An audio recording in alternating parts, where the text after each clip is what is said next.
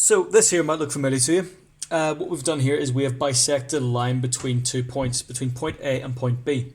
What I've done is I've taken my compass and I've put it slightly beyond the middle and I've just drawn my two arcs. And what that will give me is 2 points which are equidistant from A and B. They're the same distance apart from A and B, which means I can draw between those 2 points a line which exactly cuts line AB in half. So I've noted here, this line cuts AB exactly in half. That's my blue line.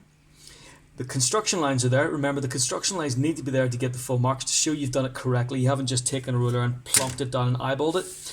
And all points on this blue line are equidistant between A and B. So this point is the exact same distance from A as it is from B. This point is also the exact same distance from A as it is from B, and so on, even if I was to draw this forever. Now, you should have seen this video already. If you haven't, go back and look at it so you can see the method, unless you totally get it and you can do it yourself confidently. What we've got here is another example of a slightly different question. Here what we have to do is bisect a line through a point. I'm going to use a very similar method, but it is slightly different.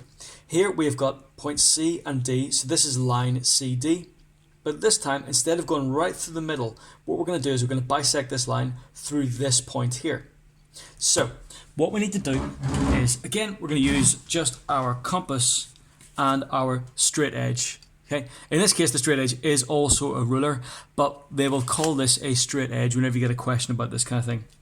So first thing we're going to do is we are going to take our compass and make it quite small here. Okay. Really, the maximum length you can have is at point C. It can't go beyond this line here. Otherwise, it's not much use. What we're going to do is take our compass, set it onto point E, just adjust it inwards a little bit. And remember, sometimes these can slip, so just give a little shove into the paper so that it grips a bit better. Bring this in a little bit closer. And we're just going to draw a circle. You will see that we do. Oh, for goodness sake! I've just nudged that. Try not to nudge your compass. So we're going to do our circle. You don't need to do the full circle, as you will see in a second. Obviously, better if you don't nudge your compass as well. It's a little source of errors. Try not to do that. Don't buy a cheap compass like mine. So what we're now going to do, what you can see is that E is the center of our circle, so that these 2 points are equidistant from E. This is the same distance from E as this point here. Now that's very useful to us because what we can now do is use a similar method to before to bisect the line through this point. All we're going to do is we're going to set this here. Now imagine if I do this here, it's not going to be very useful because if I do an arc there, it's just going to meet at the very center of this circle. It's the same length. So what I'm going to do, you may have already guessed, I'm just going to make this a little bit longer.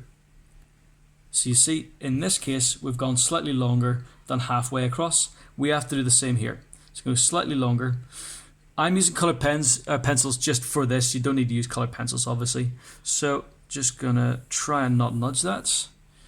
Okay, that's definitely more than we need, but that's okay. Better to have more than less.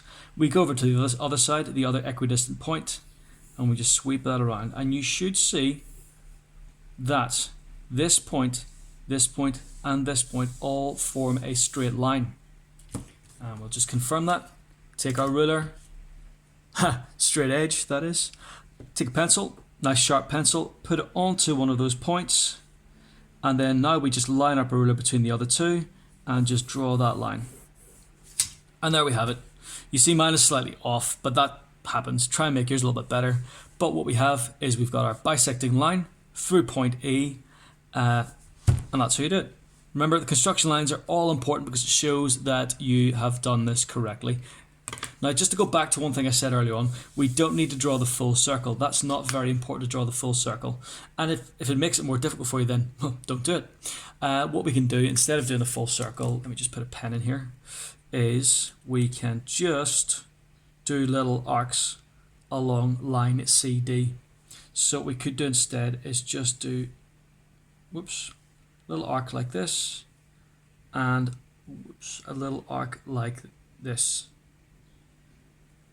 The bits which are important are these points here, the ones which are equidistant from E, and then we just do our construction lines. So if I do construction lines again, what we should find is the arcs I'm about to draw will also lie on that blue line. The points where the arcs meet, I should say. I think I nudged the compass there, but that looks pretty spot on. So that confirms that what I've done is right. And also the colors make it look cool.